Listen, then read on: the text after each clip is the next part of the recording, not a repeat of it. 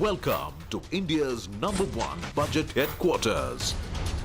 Decoding key policies, delivering market-shaping insights, and unlocking the potential of India's growth blueprint. Beaming live from the CNBC-TV18 Motilal Oswal Budget Headquarters.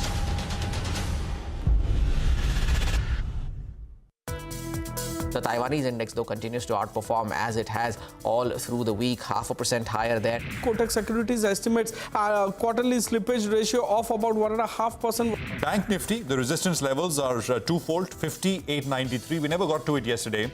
23,740 on the Nifty. The Nifty Bank is up about 75, 50,400 plus. Overall guidance for H2 was to double our square footage in the quick commerce business. Markets a bit of a muted day coming in. Not much of an excitement that we're seeing coming in. Governor Sanjay Malhotra's debut policy meeting, one of the most closely watched in recent history. Middle East and India. And we think both these are markets that we can do better in. 496 crore rupee profit, marginally below the expectations of 519 crores. The revenue figure absolutely in line with expectations. Counting down to numbers of State Bank of India, which will be reported any time now. Hello and welcome. That was the day so far. You're watching Closing Bell live from the CNBC-TV18 Motilal Oswal studio. I'm Reema Tendulkar. With me are Surbi and Nigel for the markets. The Nifty is below 23,600, nursing a cut of more than about 100 points. Midcaps are underperforming after yesterday's outperformance, and it's pretty much a reversal. Many of the stocks which did well yesterday, like defense, capital goods, PSUs, these are stocks which are under pressure. But what's disappointing is some of the earnings, right? Trent is one. The other one is BEML, where we've seen a 50% drop in their profits on a year-on-year basis. Thankfully, SBI is largely in line, but we'll wait for the press conference now. You know, what's disappointing is actually the market as a whole. Because we've had a pretty decent global setup. Most global markets have been okay. Europe is fine. Wall Street futures are fine. Most of the Asian markets were up. And you would have wanted, the bulls would have wanted to see a little more of a follow-through. Yesterday, we said it's okay. You know, index is not the place to be. Midcaps is the place to be. But today, no midcaps, no index. And we've been struggling throughout the session. Well, you know, a couple of points, actually. I think today's session is par for the course. You know, and the reason I say that is because we're getting to a big event tomorrow. We have the new RBI governor that will be addressing, the press as well. So I think some kind of profit taking ahead of that event is par for the course, according to me. And we have had a good run as well. So some money being taken off the table. I think still, you know, till that 20,200, 20,250 mark is held out, I think the trend will still be up. You know, and today we also have an expiry-related factor that's playing out. So a big event tomorrow, you have an expiry-related factor that's playing out, weekly expiry as well. And then over the weekend, you have the Delhi state elections. So put all this together, I think a mild pullback on the Nifty is par for the course. The flag bearer of the market is the Nifty Bank, because that is still flattish. You know, we're not seeing that, see any kind of pullback. And just a word on SBI, we had made this point earlier today that it went into its numbers weak. So the numbers has to be very, very weak for it to see some follow through on the downside. To be fair, the first look at the numbers, the stock did move lower. And from there, did see a bit of a bounce. Why is that? Because the street was net short on it. The numbers pretty much in line. And I think the slippages number as well has come in a little bit low on a sequential basis. So put that together, the stock is not falling off the cliff because the street was positioned for a weakish set of numbers or a softish set of numbers. So, you know, there's just a couple of points. No, I completely take that, and no arguing against that point. Very, very logical, Nigel. The fact that the street perhaps is just digesting some of the gains. I mean, 23,700 almost. That's where we started this morning. So it's been a nice ride up. So maybe just kind of, you know, cooling it a little bit before tomorrow's much talked about, interest rate cut expectation. But on Trent, that's the other stock. And that's what I've been thinking about, because anyway, the stock has been pummeled. Anyway, 8,000 rupees stock became a 6,000 rupees stock. And now look at that, 5,388 on Trent. And the numbers weren't really that bad. I mean, margins were in line. The growth is at 30%. But I think it's that question the market has. But the growth rate, right? In Q1, the revenue growth was 57%. In Q2, it came to 40%. And in Q3, now you're down to 35%. So 35 and absolute rating, then it's... this is not a malaise that plagues only a stock like Trent. This is a classic issue with any growth stock. you will say the same for something like an Nvidia in the US, that can those growth rates of 100%, 80, 90%, can they continue? Remember, Nvidia had sold off after its numbers as well because they grew at 80%. It wasn't enough given the valuations and given the run-up. And that's exactly the kind of problem that seems to be playing out on some of these high growth names here as well. Trent right now, big pressure, 6.5%. I think margin for error is very, very limited on some of these stocks that have run up. Case in point being a solar industries. Now, the stock from the highs of the day is down close to around 8.5% or thereabouts. There had a con call earlier today at around 11 a.m. and I think they were talking about pulling back some kind of revenue growth. They're talking about 8 to 10%. Earlier, they were talking about mid-teens. Just take a look at the stock. It had that big order win that got confirmed. What is the name of that? There was that Pinaka. Pinaka. But take a look at the stock here. It's down close to around 6%. It was up 2% early in the morning. So the margin for error on some of these names are very, very limited, particularly with the kind of run that they've seen in the last 12, 18 months or so. Okay, as we move on, very quickly, let's pull up the intraday chart on SBI. The good in the numbers is that asset quality is stable. There is no rise in slippages. Gross NPAs are looking better quarter on quarter as well. That's sort of pristine. And of course, there's been growth coming in. I think the market's going to debate around this whole margin business, whether they can, hold above 3% or not, because there has been a slowdown in margins as expected. They're absolutely at that line, the 3% line now. Let's see how this goes, because we're also perhaps getting into that, rate cut cycle starting tomorrow. We'll get more on SBI in just a bit. We'll hear from the SBI management. Lots of other Nifty earnings also lined up. Let's get started. We have Mitesh joining in. Mitesh, hi. Good to have you back on. I remember in the morning we were talking about the prospects of starting a long trade. Intraday basis, I don't think longs have really quite worked out as planned. But what would you say? What would the trading bias be for you, Nifty and Bank Nifty? 1 hour to go before, of course, tomorrow. So, on the Nifty, it hasn't worked out. On the Bank Nifty, I think, it's trying to recover. And both the investors, the structure for me is positive. We bought some Nifty around this 23,600, 610 mark and kept a slightly deeper stop at 23,480 on the spot. So, we've taken the trade. The indicator and the averages on the hourly and forward chart still remain on the upside. And therefore, I think as long as 23,480 is taken out, I would maintain a positive stance and go with the long trade. On the stock side as well, the idea is that because you have a positive bias in the index, you are looking at some buying opportunities on the stock side as well. And I have Axis Bank as one of the recommendations. Axis Bank is a buy with a stop below levels of 1,000. Look for targets of 1,050 to begin with. I suspect if the broader reversal plays out, then we might even look at slightly higher levels on the chart of Axis Bank. And the other one is Chola Finance, which was a buy a few days back as well. It did very well, and last 2 days given a pullback.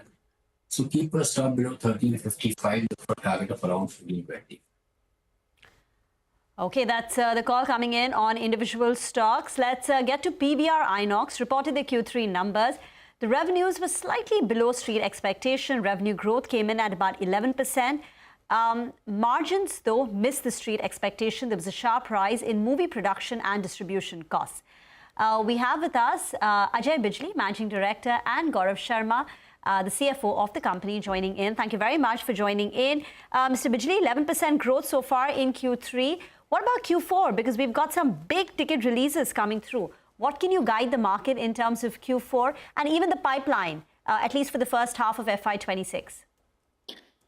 Well, we've got a big Salman Khan movie coming. We've got some English movies coming. Hollywood had suffered in the first 6 months because we did not have, the strike, impact of the strike, screenwriter strike was still there. But from third quarter onwards, Hollywood is back. So we are, excited about that. Captain America is coming. Some two very big, there's a big Chhawa, which is a big, Vicky Kaushal movie, which is coming. And there is this Superman, Mission Impossible, that's next year, first quarter.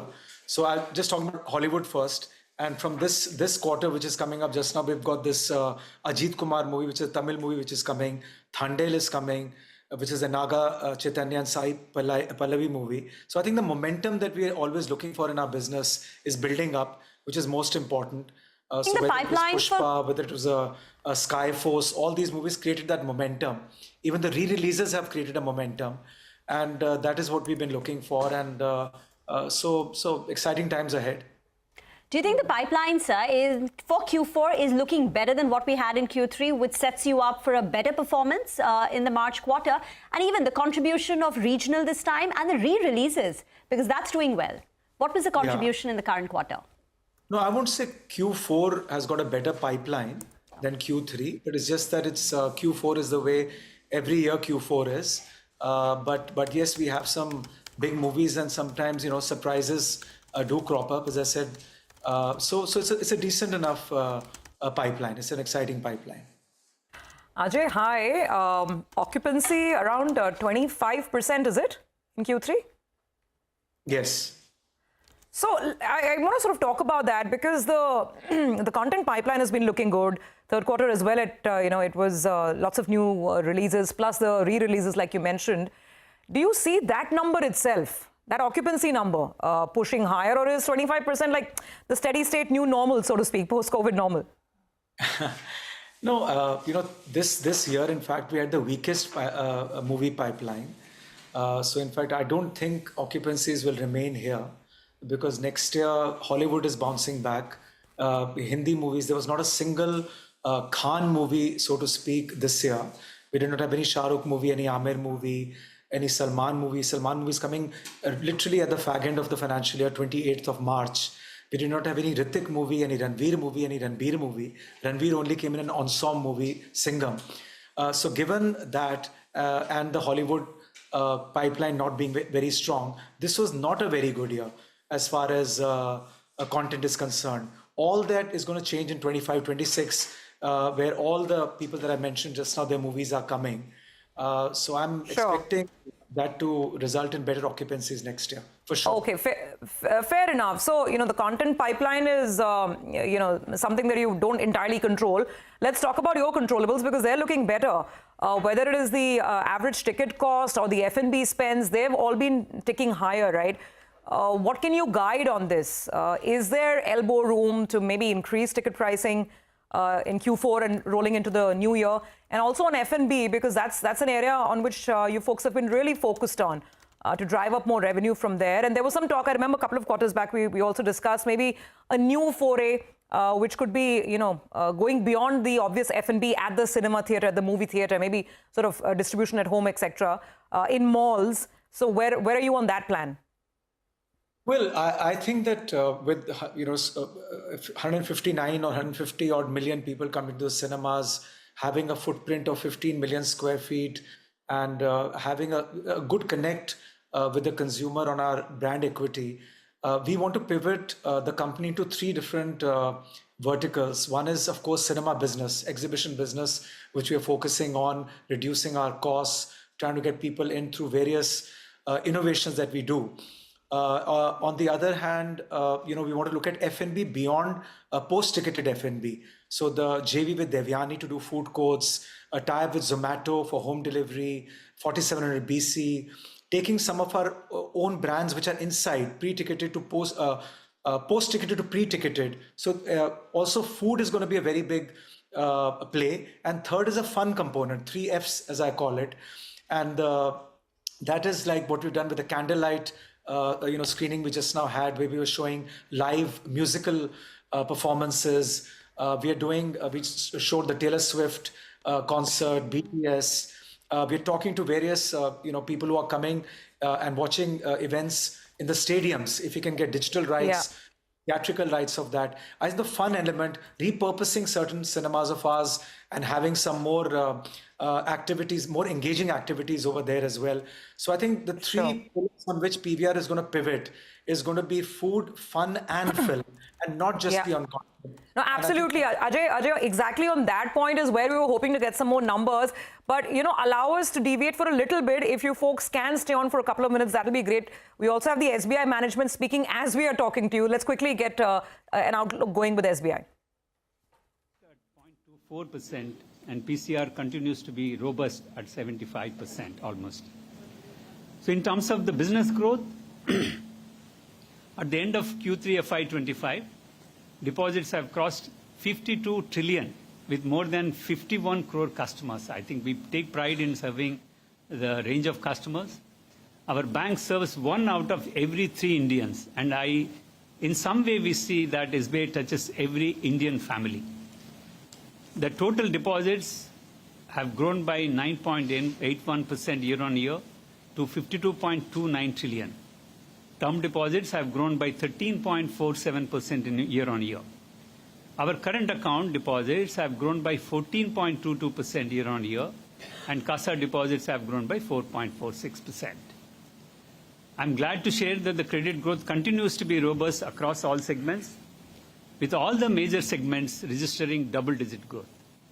Our domestic advances have grown by 14% year-on-year, driven by 18% growth in SME, 15% in agriculture, 15% in corporate, and 12% in retail personal segments. Our foreign offices advances have grown by 10.35% year-on-year. The domestic credit deposit ratio was at a healthy 69% at the end of Q3 FY25, indicating sufficient headroom to address future growth requirements of the economy. The bank continues to demonstrate industry-leading asset quality at this scale. The slippage ratio for Q3 FY25 was 0.39%, while the credit cost for Q3 FY25 stood at 0.24%. The net NPA ratio improved by 11 basis points and stands at 0.53%. We have a well-provided NPA book with PCR of 74.66%. The asset quality of the bank has continued to remain strong over the last 5 years, which demonstrates the quality of our loan portfolio, the robustness of our underwriting processes, and the leadership of the bank across business lines. Our capital adequacy ratio is at 13.03% without considering the plowback of profits and is well above the regulatory requirement. If we include the profits for 9 months FY25, our CAR would be at 14.5%, while the CET1 ratio will be 10.99%. Based on the current profitability and growth profile of the bank, we believe we have sufficient headroom to take care of business growth requirements. Okay, so that's Mr. Sethi just recapping the Q3 numbers. What we'll do is we'll quickly dip back into State Bank of India the moment they start talking about the future outlook and, of course, the expectations from the RBI. Right now, back to that conversation with Ajay Bijli as well as Gaurav Sharma. Talk about trends with PVR. Gaurav, if I could come to you, just put some numbers on it, exactly what Ajay was describing, on both on the ticket pricing, whether you see further headroom. I mean, can you touch, say, go up to 300 or so in Q4, and also the food piece that Ajay described in detail, including the tie-up with Devyani. How much can we expect food to contribute, say, in FY26?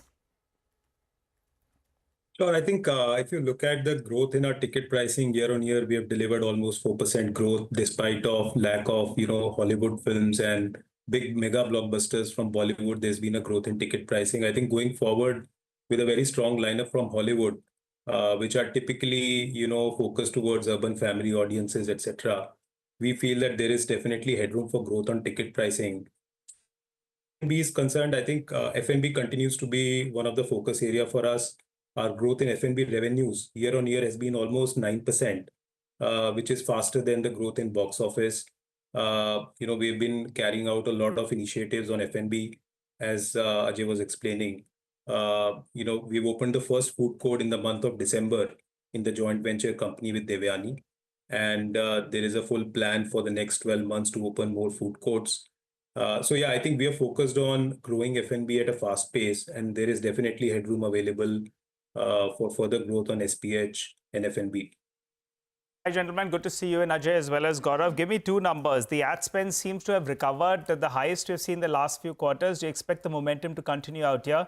And the second part is the net debt number. That's come down, I think, by a close to around 18%. It's clocks at around 1,000 crores. Further room to reduce both these two. And gentlemen, I want some numbers. So please help me out with that. Well, ads sales, we're very happy with it. I mean, still there are lots of advertisers and sponsors who still feel that the uninterrupted, undistracted viewing of ads that comes on the big screen is unmatched. That people are coming back to the cinemas, and which is the reason why they're happy to. So ads will remain, ad income will remain the way it is, or in fact may become even better. I don't have exact numbers I can't give you, but we're very happy with the results that we've got this quarter, and we see this continuing. As far as net debt is concerned, of course, Gaurav can answer that, but I just want to make one point over here is that we've gone into a capital light model. A lot of our cinemas, 100 screens we have signed now already, in which is a FOCO model, which is franchise owned but company operated. The way hospitality industry does it, and a lot of retail companies have done it. We already have a lot of capital that we've deployed in the business, and we believe this is the time now for us to monetize on the brand equity that we've been able to build with the developers, with the retail community, and with the consumers. And there's no reason why if hospitality companies can do it, why can't PVR Inox also work on a model where other people are spending and we manage cinemas for them. So the asset light model and the FOCO model has also reduced our capital intensity, and that's why you see a net debt reduction also happening. Just a quick word on the margins. I think Gaurav wants to come in as well and add to that point. Yeah, Gaurav, go ahead, and then Rima wants to know about the margins. No, I think Mr. Bijli has summarized it well. Nothing incremental other than the fact that we are very focused towards our capital allocation strategy as we pivot more towards asset light. We are pretty hopeful that the net debt will further come down. Bringing down leverage in our business is one of the key priorities for the management going forward as well. There appears to be higher movie production and distribution costs, which sort of are keeping your margins capped. What is the outlook on margins? Have you seen a spike in your production distribution costs? Is that a worrying trend? And again, just one follow-up on this FOCO, the number of screens that you will add. What is the guidance for FY26 in terms of screen additions? So as Mr. Bijli said, we have signed up about 100 screens under the asset light model, and these screens will come up over the course of next 2 to 3 years. As far as the next year financial year guidance is concerned, I think majority of our new screen openings will be in the asset light model. Without getting into specifics, it will be more than 50% new screen additions under asset light. So yeah, I think those are the numbers. And on margins? On margins, I think, to your point on film distribution, in fact, film distribution revenues have multiplied almost 2.5 times compared to last year. We were the distributors. PVR Inox Pictures, our subsidiary company, was a distributor for Singham again in Q3, which did exceedingly well, collecting more than 300 crores. And there was therefore an increase in revenues and a corresponding increase in costs as well. Typically, distribution business EBITDA margins are slightly lower than exhibition business, as a result of which there is a slight impact on margins, but overall contribution to profitability has been incremental. Okay, all right, gentlemen. Appreciate you joining in and giving us that take. Thanks, Gaurav, as well as Ajay, for joining in. And as you all said, things will improve from here on. Off to the movies. Let's see how we see that recovery play out for this quarter and the coming quarters as well. But thanks for that. That's about PVR. But let's cut across to the SBI press conference. We have the management who's addressing the press. Excellent asset quality and home loan category. And we also have seen a significant growth in the personal gold loans and pension loans. What has not grown the way it was growing is the express credit, which is unsecured personal loan. Last quarter also we mentioned that we are making some systemic improvements in terms of our delivery of this unsecured personal loan. We wanted to make this journey completely digital. While it is also a fact that in the systemic level the unsecured personal loans are coming, and we are not an exception on that. But our portfolio is of a different category. We normally give to the salary class who maintain salary accounts with us. And to answer your question in terms of coming back, I think we are seeing that the unsecured personal loan in our portfolio is showing good growth in the current quarter, which means that whatever we have had a lower growth rate in the last 3 quarters, we're able to reverse that now. And hopefully, I think we may not have that 30 to 35% CAGR in the unsecured personal loan, but definitely we'll come to the double digit in there. So my second question is on asset quality. Across the sector this quarter, we have seen that there has been a spike in unsecured loans. Microfinance has been a pain point for everyone, NBFCs as well as banks. What is your sense on the asset quality for your bank in the sense, on the personal side? Because I think corporate loan books are still pretty, the other side of the cycle. So what's your sense on the personal side? You're right. I think corporate book is holding up very well. That is also because many of the corporates have deleveraged and they're in a much better position. And also we have strengthened our corporate underwriting. I think you should give some credit to us on that. But in the RAM segment, SME is doing very well. And agriculture is holding up in asset quality. Retail personal, in the microfinance, we are not very significant player on the direct lending. And even lending to MFIs also, our portfolio is limited. We have about 10,000 or 11,000 crores. We have not seen any major movement there in the MFI lending. Our own portfolio of MFI is very small. So having said that, we do see some stress on the microfinance in the industry. And I hope that the refresh, 15-day refresh in the credit information company data will help lenders to underwrite in a better manner. I think that will be addressed going forward, I believe. Next question we have from Sangeeta Mehta of Economic Times. Sorry. Just wanted to add, sir. Sequentially, actually, in all the segments, we have the NPS have gone down. Individually, agriculture, retail, personal segment, SME, corporate, you name it, we are all down quarter on quarter. So that's a very positive thing about the results. No, microfinance, no. Let me just explain. Yeah, so, as sir mentioned, our book out to direct microfinance lenders is small, 10,000, 12,000. There we have seen their NPS go up a little. There's no question on that. But these are the best run MFIs, the best in the industry, the top 3, 4, you can call them. So therefore, we don't have any concern that they would start to show any concerns to us. And they have assured us by our conversation that they are on top of things. Sir, this phenomenal growth of 84%, could you is this going to be the run rate, or could you throw some light on what led to this kind of a jump in profit? And also, could you also share something on stress loans? It's fallen, so was there some one-time recovery, or did you all write off the loans? Could you share something on that? I have one more question. First thing is in terms of the percentage jump in 84% cannot be possible, but I think what we wanted to maintain is in terms of the consistency and continuity in terms of the ROA and ROE. I think that is more important indicators than the absolute profit numbers. And our guidance on the ROA of 1% and ROE of 20%, 15% and above continue to be valid. I think we will work on that count. As far as the year-on-year movement, I think we also had one-time expense in Q3 FY24. That is not there. So that is showing the spike. While we have improved on every parameter, the substantial jump in profit is also because I think there was one-time exceptional item in Q3 FY24. The second question you asked in regard to? Your stress loans have come down, gross NPA net. There's no substantial, there's no major recovery or no major write-off. It is our usual run rate in terms of strengthening our recoveries has helped us.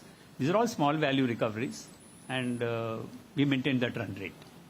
So, assuming RBI reduces rates tomorrow, what is the kind of headroom or flexibility you will have to lower your deposit rates, and to what extent you think it will contract or impact your NIMs? No, as far as I'm assuming 25 basis points, so basis that. No, as far as the rate cut impact is concerned, on the deposits, of course, we will take a call as we go forward through the ALCO. But the impact on loans and all, if it is a small rate cut of 25 basis point, I don't think there will be any significant impact on our earnings. I think our book, as you know, is significantly MCLR and fixed rate loans. And we have a combination of 60-40 as far as MCLR fixed rate to a floating rate, repo and T-bill. So, and the T-bill rate also we were able to negotiate, even T-bill is going down, we were able to negotiate or renegotiate the margin over that. So we don't see major impact of the rate cut in terms of the deposits or advances in the immediate future, because the deposits also will take some time to get repriced. So, and as far as the deposit repricing is concerned, we'll take a call as we go forward. EBLR is 28.84. 28.84. Yeah. 29.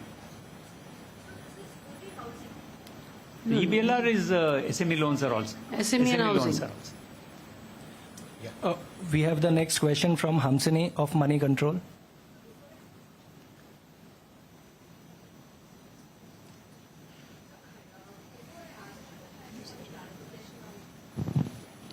Hi.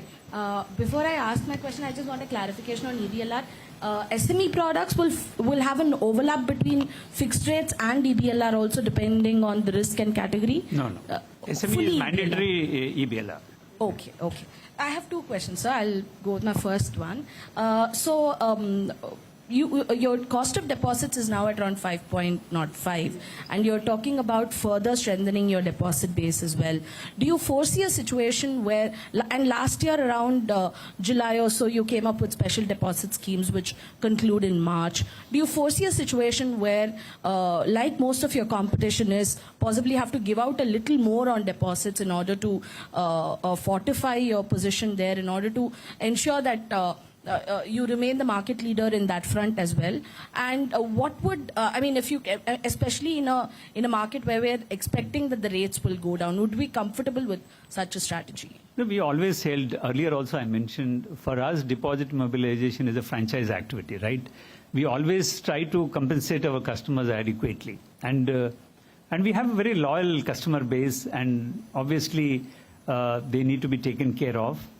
But if any policy rate cuts are there, to affect the policy transmission, probably we may have to look at repricing the deposits. And as far as deposit mobilization is concerned, I earlier also mentioned we would like to compete on our service quality and the reach, and giving some additional benefits to the customers in terms of privileges, what is permitted regulatorily, than competing on the price. Okay. Yeah. My other question.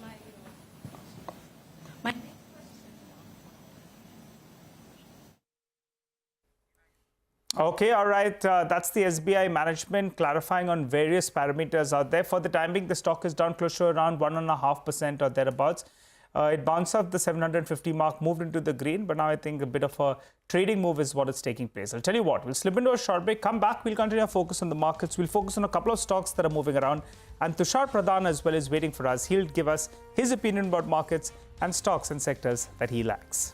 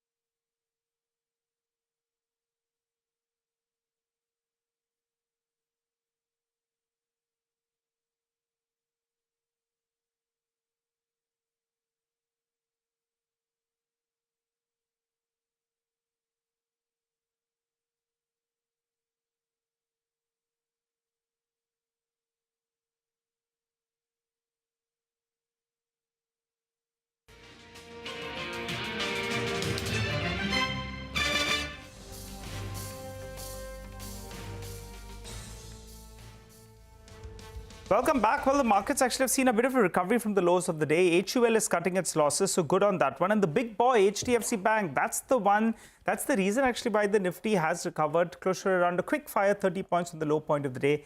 HDFC Bank moves into the green, takes the Nifty Bank with it as well. But the biggest loser on the Nifty today is Trent.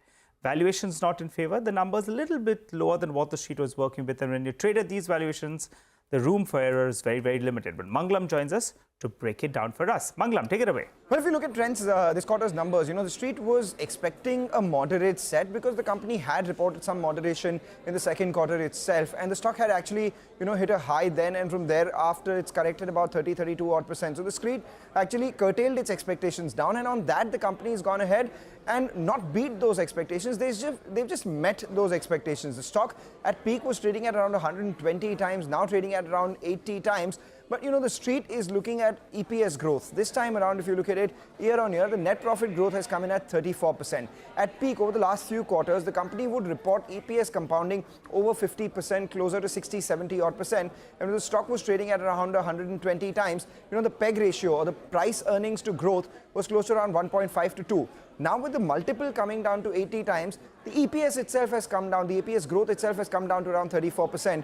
So you're still trading at around 2.5 times price to earnings divided by growth, or PEG ratio as it call it, and which is why the stock, despite having corrected, is seeing further correction. What's also something that the street does not like this time around is the fact that their fashion concepts have reported just a high single-digit like-for-like growth. So a large part of their growth has actually come in from store expansion or portfolio expansion itself. And to that, the company has actually announced a plan of optimization of those stores. So basically what this means is that if there are small stores across the street or in two areas, they will just consolidate it and make it one large store itself. That's not as much a worry, but the only, a silver lining in these numbers is the fact that Star, that business is doing well. It's reported 25% growth. And at the same time, the double-digit like-for-like growth in Star is one of the portfolio bets that the company is making in terms of growth. Again, from an optical standpoint, 35% revenue growth, 34% EPS growth is much better than everyone else on the street. But these were moderate expectations. The stock had already seen a big run-up. And from a price earnings growth perspective, it had been priced to perfection, which is why we're seeing profit taking on that stock, or rather further decline on that stock. Yeah, absolutely. It saw a big run-up and it's seeing an equally dramatic fall as well.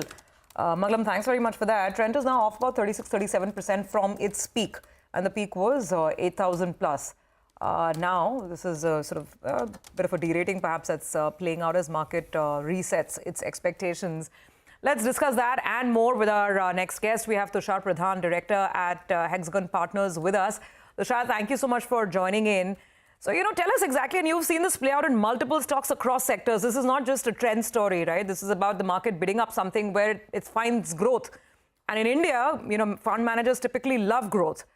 And then when that growth has to be, those expectations have to be reset, which is what we're seeing in Trent, sometimes it can be quite painful. How would you navigate a situation like this where perhaps the underlying business is still okay, but it's about expectations and delivery? I think you hit the nail on the head exactly in terms of what the expectation of valuations are indicating. So if you're trading at 70 times, 80 times, essentially the expectation of the market at that value is that you're growing at 50% earnings growth at least. And as you know, businesses are not really that predictable. So even if you have a quarter of not so much of an exciting growth as is estimated in the valuation, you will suddenly find that incorporating even a smaller percentage of a lower rate of growth is going to collapse that stock, because that is what gets automatically incorporated in the future valuation. So I think the real alarm bell around valuations is that it is going to become extremely volatile if you hold on to stocks which are, upwards of 70 times, etc. of earnings, especially of businesses which cannot really grow at that rate. So when we are talking about, as you just mentioned, retail, I don't think the rate of growth, given, the constraints around how you can actually expand that business, is just going to be blue sky. But as opposed to, say, something like a service offering, which doesn't have a constraint on capital constraint or a capacity constraint, then the growth can be really electric. It can be really rocket-like. But that's really where the excitement comes in, that it's not one size fit all to say 70 times is expensive, so avoid. 70 times based on what expectation, what delivery, and the ability to deliver a very strong rate of growth for a significant period of time is really what distinguishes valuation. It's not the number. No, absolutely, and that's beautifully explained, Tushar. Let me try and apply this to another scenario. Like I said, the problem is the same. The sectors or the companies or the stocks could be different. EMS, and we saw this scare play out when Dixon's numbers came out, right? There was nothing wrong with the numbers. We all know the margin profile. We know the business. We know where all they're expanding. But it was the same situation. Here's a company that's, that's trading at a stock that's trading at almost 100 times. So you said in Trent's case, or companies which are in the retailing space, maybe continuing at 50% growth is not possible. What about EMS? Here also, I think there is a significant amount of money that you're required to expand, right? So for example, if you are into the EMS space, you will require facilities. Orders is one thing, but your ability to deliver an expanded base of products, it's not going to come overnight. And if you have invested in it, it is going to take a long time before it comes online. Essentially, the market is a little manic, which means that it starts to incorporate what the potential for a company is, maybe 2 years into the future, already in the price. And given, I would say, buoyant capital markets, it is likely that those kind of multiples may sustain. So it is not about being scientific about it. It is also being very conversant with what the sentiment is. So just let me give you a simple example. So for example, if you have significant foreign inflow of capital coming into our markets, company trading at 100 times, delivering on earnings growth, I don't think the multiple will get damaged too much. But just change the scenario. The overall underlying fundamentals remain the same, the delivery continues, but the sentiment changes, you will suddenly find a 20-30% drop in any 1 month or so. I think this is really the vulnerability that we're talking about. We are assuming that the fundamentals of all of these companies remain very, very solid going forward. But yet, they will have valuation risk. Absolutely. Guys, that's a lot of food for thought, isn't it? I mean, the Indian market is so peculiar. You have a company, of a result, 30% top-line growth, 35% PAT growth, margins at 18-19%. You'd say, what's the problem? Stock selling off 8-9% as if, skies fallen down. But that's the Indian market, I guess, for us. Well, that's also the market where you had an 8% fall at the beginning of the week just because one fashion app got launched in an online format. So it's been two body blows for Trent this week as the stock has corrected close to about 15%. But BEML, that too reported numbers. Again, a case of high growth expectations, high valuation, a fantastic stock run up. But stock is unwinding today. Sharp sell off now, 3% gone. This month, 15% lower. Revenues for the company degrew by 16% on a year-on-year basis on account of likely execution issues in metro and mining. Profits are down 49%. Gross margins have slipped by 220 basis points. Tushar, afternoon, where do you stand on the entire capex theme? So break it up for us in terms of power, industrial, defense. Do you have a preference or is it an avoid because of the volatility in earnings? No, in fact, I would have a reverse view on this, that one needs to be invested in the capex cycle going forward. We have not seen one for a long, long time. And the current one, which will be coming, one has to be patient. One has to be very circumspect in terms of the entry points, because I think everybody understands that there has been a lull in terms of the government capex, as we saw in being an election year, etc. But that's going to pick up. If you see the kind of commitment in the budget, all of that is following through. There has been a lull. As a result of it, there is going to be a lot of slack, which is in the current spending, which is actually going to come through into the numbers. And essentially, it will start falling in place. Currently, I think we are in a very, I would say, in-between situation, a transitionary phase, where the expectation of growth is so urgent into every quarter that there needs to be, a balanced look at what's going to happen. But if you were to ask me for the next 1 or 2 years where I would like to put my money in, clearly I think capex plays. And I think, as you mentioned, there is an entire spectrum there. And essentially, a capex cycle works over the period of time, and different kind of companies involved in the capex cycle starts to do well over a period of time. So process industries, things which start from day one, are the ones which start to benefit initially. So we are talking about companies which make process machinery, even components going into it, even metal. Once the factories are up, then you have other kind of manufacturing which starts to build up as a vending, or let's say a vendor chain, a supply chain into the manufacturing process going forward. So there's another slew of companies which start to do well. And once the capital cycle is complete, then you have the actual OEMs, or I would say the companies who actually put the capacity up, start to make the upside. So you have a very interesting period coming ahead of us in the next 1, 2, or 3 years, where you'll see this entire capex play work out. So I would be very, very optimistic about the whole cycle here.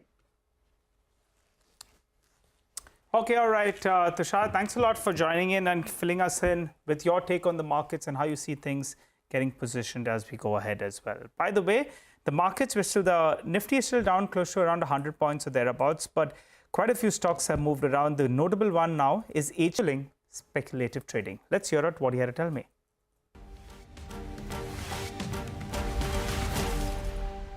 Sort of another important point is how has social media contributed to this speculative trading, especially among the retail investors? So I think social media has a very big influence. In fact, I was reading an article that due to social media, speculative trading has increased a lot in last 5 to 10 years. And so if you see what happened with GameStop. So GameStop was a stock in the US. It was a company into gaming. There was an article on Reddit that, okay, so retailers bet against the hedge funds, and due to this speculative trading, the stock risen almost 400-500% in a short span of time, and the hedge funds actually lost money due to this. So this is the power of social media. But what traders have to do is not to believe anything that is there on the social media. Do their own due diligence, because with social media you get so many insights. Some influencers saying this, other influencers saying this. So I think as a trader, what you have to do is just try to gain as much information content you can on social media, but not try to do any investment or trading advice based on social media. Okay, all right. Saurav, how can traders distinguish between genuine insights and say hype-driven recommendations on social media? Okay, so what they have to do is, if any influencer is talking about a stock directly, because SEBI guideline says that if you're not registered, you can't talk about stocks. So if an influencer is trying to pitch you a stock that, okay, this stock is looking good, telling you to buy, I think that is something you should stay away. And one thing to do is at least see the volumes, like what are the daily average volumes of that stock. If the stock has like at least a market cap of less than 1,000 crores, then definitely you have to stay out, because these are generally pump and dump. And what a trader can do is basically follow people who are giving genuine insights, basically teaching you how to make money, how to improve your investment process, rather than giving you tips.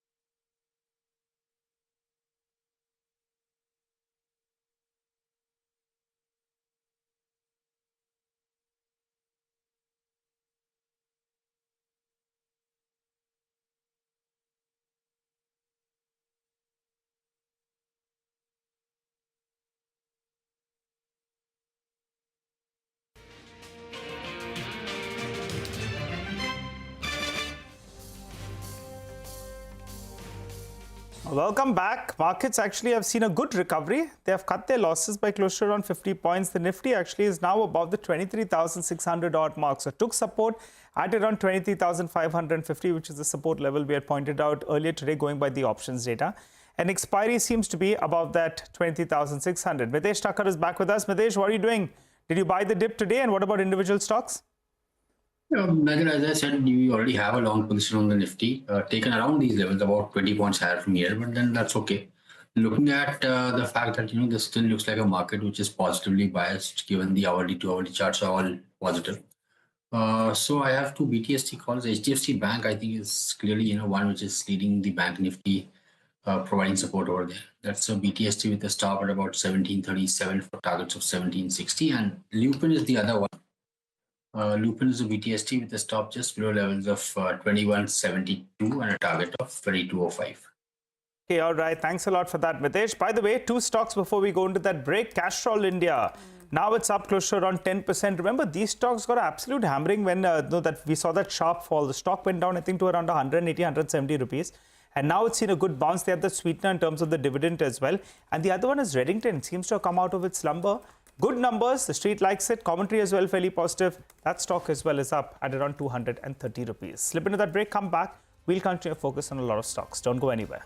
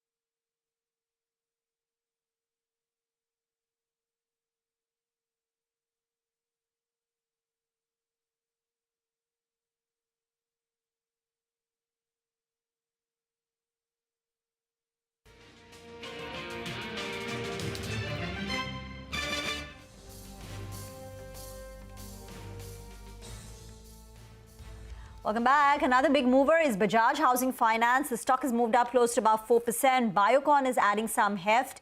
And Bharti Airtel, by the way, slipped virtually to the day's low, reports numbers later in the evening. Stock is down close to about 2.5%. It's expected to be a good quarter because the July tariff hikes will still benefit them in the current quarter, but the stock is a bit subdued. Amrish Balika is now with us.